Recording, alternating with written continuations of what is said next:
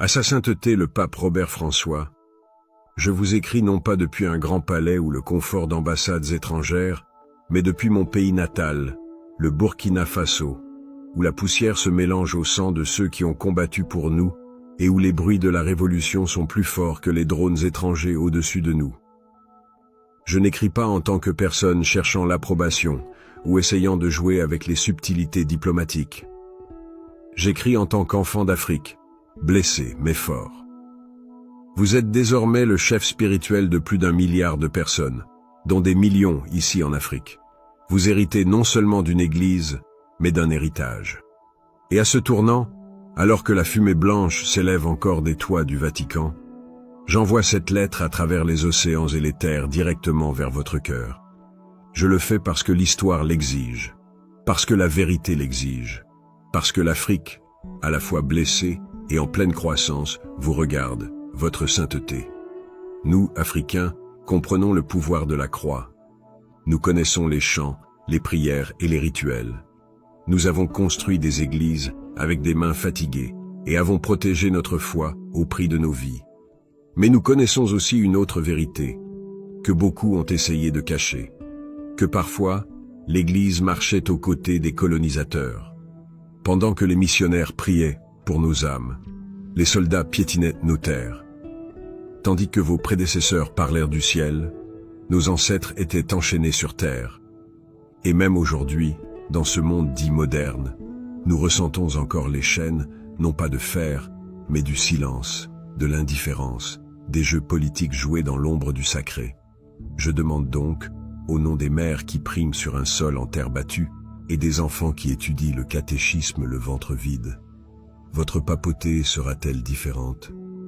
Serez-vous le pape qui voit l'Afrique, non pas comme une considération secondaire, mais comme un centre puissant? Serez-vous le pape qui ne se contente pas de visiter les bidonvilles pour prendre des photos, mais qui ose parler avec passion contre les forces qui rendent ces bidonvilles permanents? Vous voyez, votre sainteté, je suis un homme façonné par la guerre, pas par la richesse. Je n'ai pas été formé à la politique par les pays occidentaux. Je n'ai pas appris la diplomatie à Paris. J'ai appris le leadership parmi le peuple, où la douleur est le maître et l'espoir la résistance.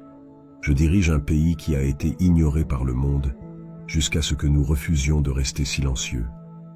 On nous a dit que nous étions trop pauvres pour être libres, trop faibles pour être indépendants, trop instables pour riposter. Mais je vous parle avec la puissance de nos ancêtres dans ma voix. Nous avons fini de demander la permission d'exister. Nous avons fini de mendier l'approbation de ceux qui exploitent nos ressources, tout en prêchant la moralité. Et c'est fini, absolument fini, de voir les dirigeants du monde ignorer les cris de l'Afrique parce que c'est politiquement commode. Votre sainteté, je ne parle pas seulement au nom du Burkina Faso, mais aussi au nom d'un continent longtemps traité comme inférieur. L'Afrique n'est pas un endroit où il faut se sentir désolé. Nous sommes une terre de prophètes, des prophètes qui ont été emprisonnés, exilés et tués pour avoir osé défier de puissants empires. Maintenant, en portant l'anneau de Saint-Pierre, suivrez-vous le chemin de ces prophètes ou deviendrez-vous un autre prisonnier de la politique? Nous n'avons plus besoin de paroles vides de sens.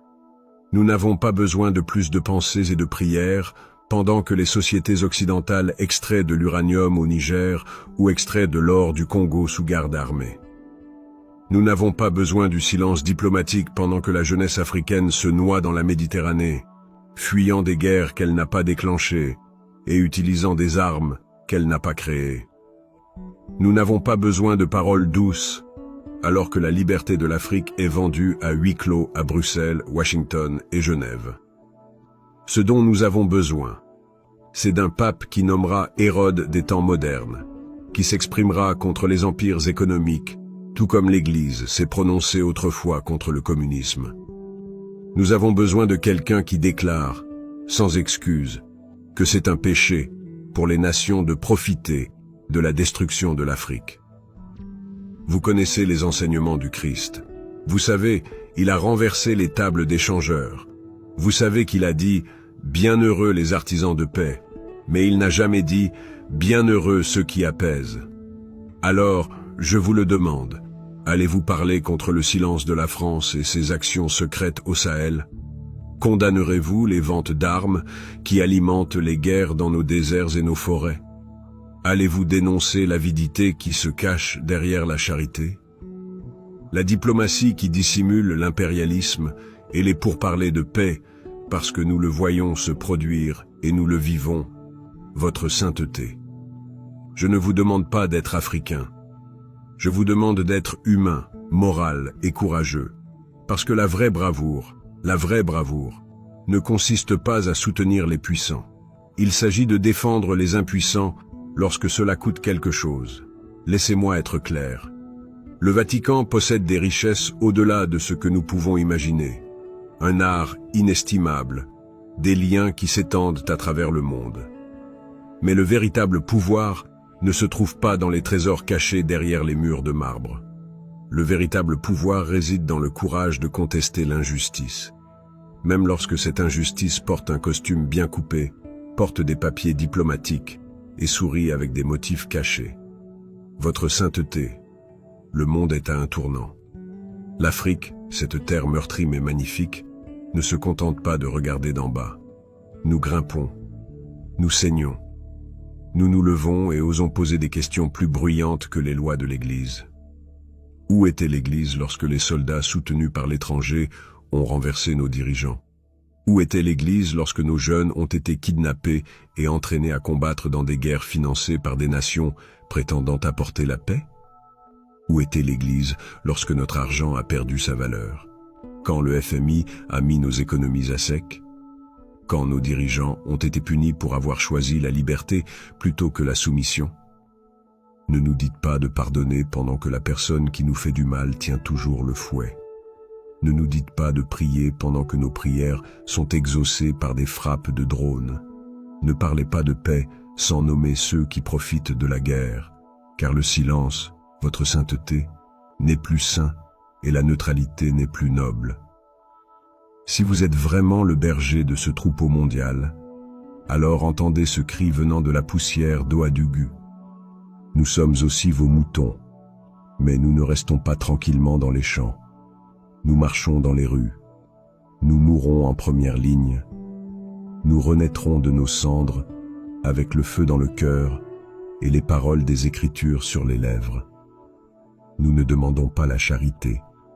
Nous réclamons justice. Et la justice commence par la vérité. La vérité selon laquelle le christianisme en Afrique a été à la fois une arme et une blessure. La vérité selon laquelle l'Église a nourri nos âmes, mais n'a pas réussi à protéger nos corps. La vérité selon laquelle la rédemption sans responsabilité est incomplète. Et les vérités incomplètes n'ont jamais guéri les nations. Votre sainteté, vous êtes maintenant assise sur la chaise de Saint-Pierre. Mais rappelez-vous, Pierre a renié Christ 3 fois avant que le coq ne chante. Ne laissez pas l'histoire enregistrer que l'Église a encore une fois renié l'Afrique. Que le coq chante haut et fort au Vatican. Que cela remue la conscience des cardinaux et des rois. Laissez-le résonner dans les couloirs du pouvoir, où les hommes en robe et les hommes en uniforme échangent le silence contre l'influence. Que cela marque le début d'une nouvelle ère, non seulement pour l'Église, mais pour le monde. Parce qu'ici, en Afrique, nous n'avons pas peur du changement. Nous le créons. Nous sommes les enfants de Sankara, Lumumba, Nkrumah et Bik. Nous portons les Écritures dans une main et honorons la mémoire des révolutionnaires dans l'autre. Nous avons appris à prier et à protester dans le même souffle.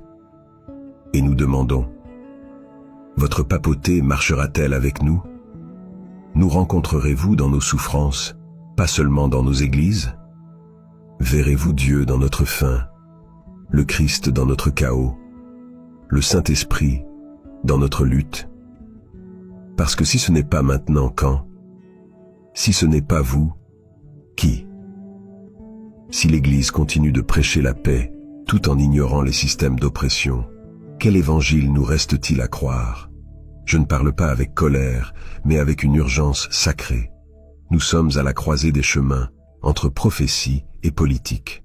Et l'heure de l'Afrique n'est pas venue, elle est venue, maintenant. Nous réécrivons notre histoire, remodelons l'avenir, récupérons la dignité qui nous a été volée par des siècles de domination étrangère et de manipulation spirituelle. Et l'Église doit décider où elle se situe, avec les puissants ou avec les personnes qui souffrent. Je n'écris pas cette lettre pour accuser, je l'écris pour inviter. Je vous invite, votre sainteté, à une solidarité plus profonde. Une solidarité qui marche pieds nus avec les pauvres, qui ose dire la vérité à Rome, avec autant d'audace qu'au Rwanda, qui reconnaît les saints, non seulement pour leurs miracles, mais pour leur engagement en faveur de la justice. Nous attendons votre voix, non pas depuis les balcons, mais depuis les tranchées, depuis les camps de réfugiés, derrière les barreaux des prisons politiques où la vérité est enfermée, parce que seule cette voix, votre voix, peut briser le silence. Et si vous avez le courage de le dire, non seulement l'Afrique vous entendra, mais le monde vous écoutera. Signé, le capitaine Ibrahim, leader de la transition, le Burkina Faso, fils de l'Afrique, serviteur de la souveraineté. Merci d'avoir regardé cette vidéo. Veuillez vous abonner à cette chaîne pour continuer à écouter nos mises à jour quotidiennes sur notre grand président, Ibrahim Traoré. Nous vous serions reconnaissants si vous pouviez faire cela, ainsi que liker et partager cette vidéo pour que d'autres puissent également voir ces bonnes actions.